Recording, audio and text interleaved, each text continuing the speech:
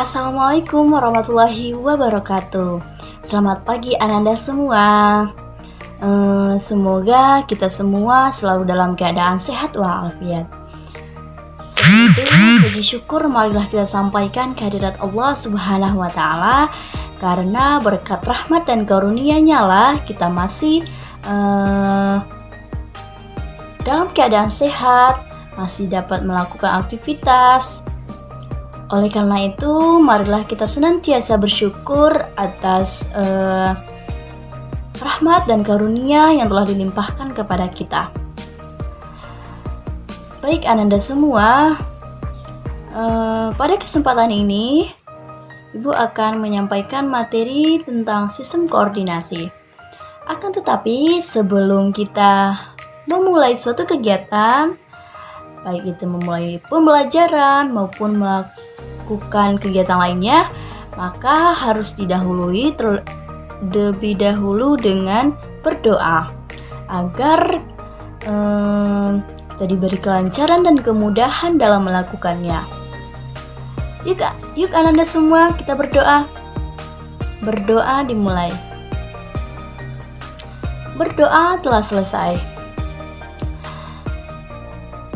Sebelum itu, Ibu juga mengingatkan kepada Ananda semua agar mengisi absensi di Google Classroom yang telah disediakan.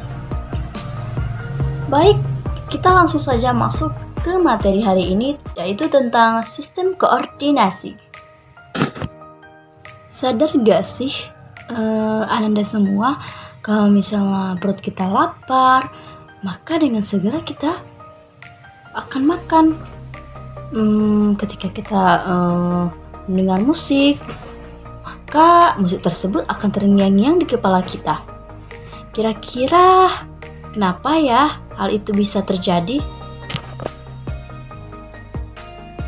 Nah, Ananda semua perlu diketahui bahwa segala bentuk gerak responsif sebenarnya itu telah diatur dan digerakkan oleh sebuah sistem, yang mana sistem tersebut adalah sistem koordinasi pada manusia. Nah, kira-kira ada yang tahu nggak ya apa itu sistem koordinasi? Jika Anda semua belum tahu, maka simak dan perhatikan terus video pembelajaran kita pada hari ini. Nah, sistem koordinasi adalah suatu sistem yang mengatur kerja dari organ-organ tubuh kita. Oke, Anda semua, kita bayangkan tubuh kita adalah sebuah negara. Di dalam tubuh kita terdapat miliaran sel, di mana sel-sel itu akan menjadi jaringan, dan jaringan-jaringan akan membentuk suatu organ, baik organ mata, hidung, otak, tangan, dan lain sebagainya. Nah, organ-organ tersebut nantinya akan bekerja sama dan membentuk sebuah sistem, dan sistem-sistem tersebut nantinya akan bekerja sama lagi, dan tujuannya agar dapat menyusun dan mengatur tubuh kita agar bekerja dengan baik. Nah, sama seperti sebuah negara yang mana memerlukan suatu pemerintah untuk mengatur peraturan yang ada pada negara tersebut. Nah, sama dengan tubuh kita, harus ada yang mengatur, yang menjadi pemerintah, yang mana pada tubuh kita yang berperan sebagai pemerintah adalah sistem koordinasi. Nah, dari perumpamaan yang Ibu sampaikan tadi, Ibu rasa Anda semua sudah mulai paham apa fungsi dari sistem koordinasi. Nah, sistem koordinasi ini berfungsi untuk mengatur organ agar dapat bekerja sama dalam melakukan atau mendukung fungsi tubuh agar bekerja dengan baik. dan juga berperan dalam mengendalikan agar gerakan-gerakan yang kita lakukan itu menjadi tepat sasaran. Nah, coba Ananda semua bayangkan jika sistem koordinasi tidak ada, maka organ-organ tersebut tidak akan berfungsi dengan baik. Kita ketahui bahwa setiap organ itu fungsinya berbeda-beda.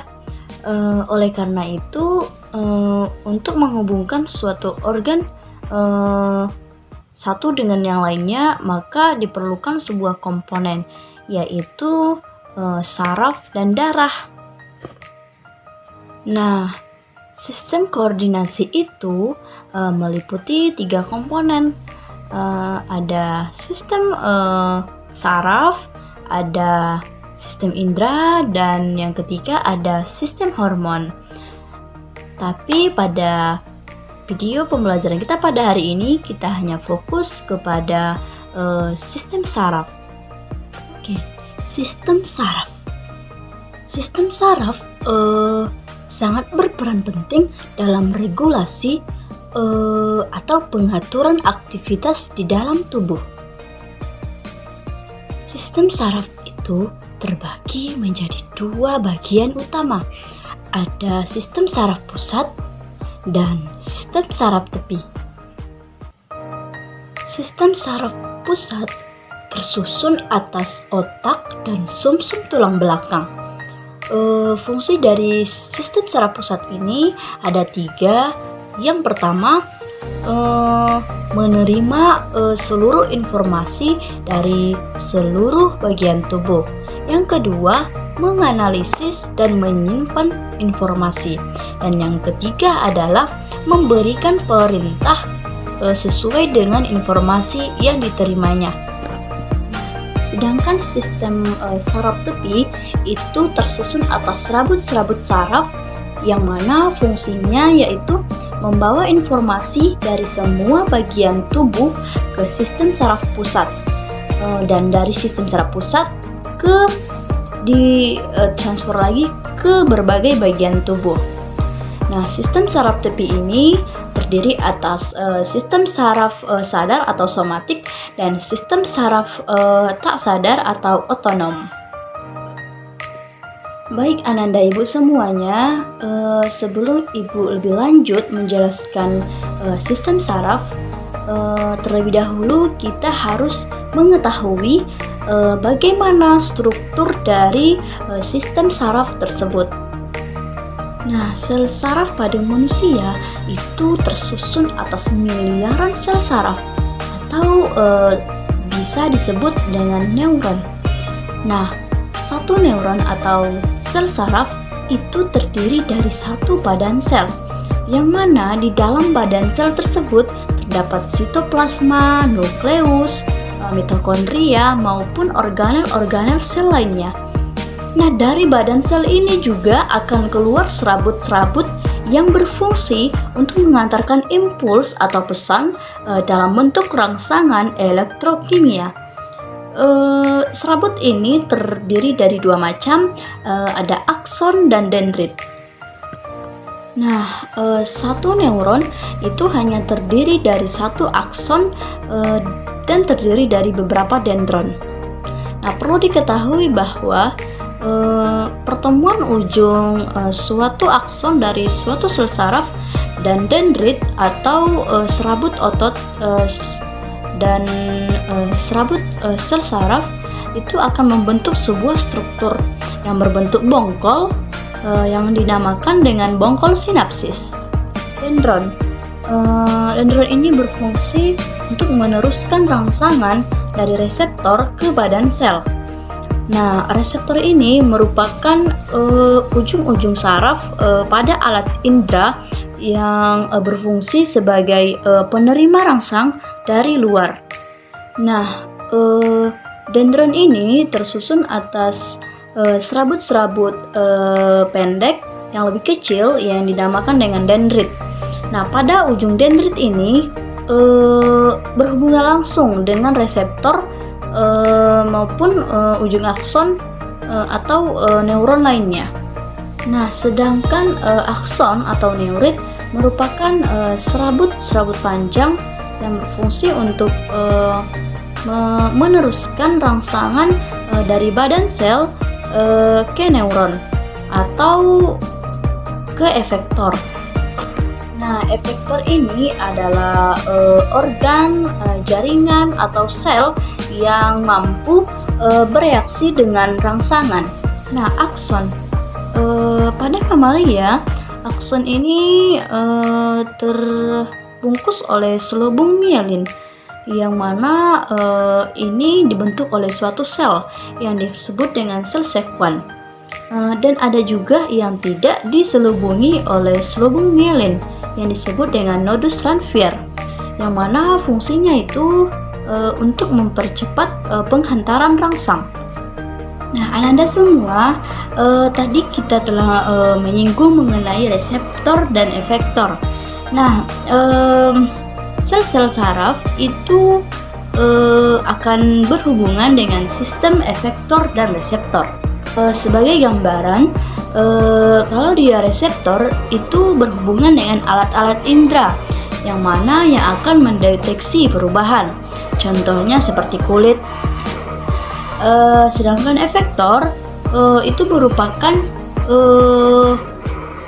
yang dapat menghasilkan tanggapan tubuh terhadap stimulus. Ini berkaitan dengan otot dan kelenjar-kelenjar. Kita tinjau dari fungsinya, sel saraf ini terbagi menjadi 3. Ada sel saraf sensorik, sel saraf motorik, dan sel saraf konektor. Nah, tadi kan ada 3, saraf motorik, sensorik, dan konektor. Nah, di sini akan Ibu jabarkan satu persatu fungsi dari ketiga sel saraf tersebut. Yang pertama, sel saraf sensorik berfungsi untuk menghantarkan impuls dari reseptor, yang mana reseptor tadi adalah alat indera, ke sistem saraf pusat atau otak dan sumsum tulang belakang. Yang kedua, sel saraf motorik, yang mana fungsinya yaitu mengirimkan perintah dari sistem saraf pusat ke efektor, yang mana efektor tadi kan yaitu otot dan kelenjar-kelenjar. Dan yang ketiga adalah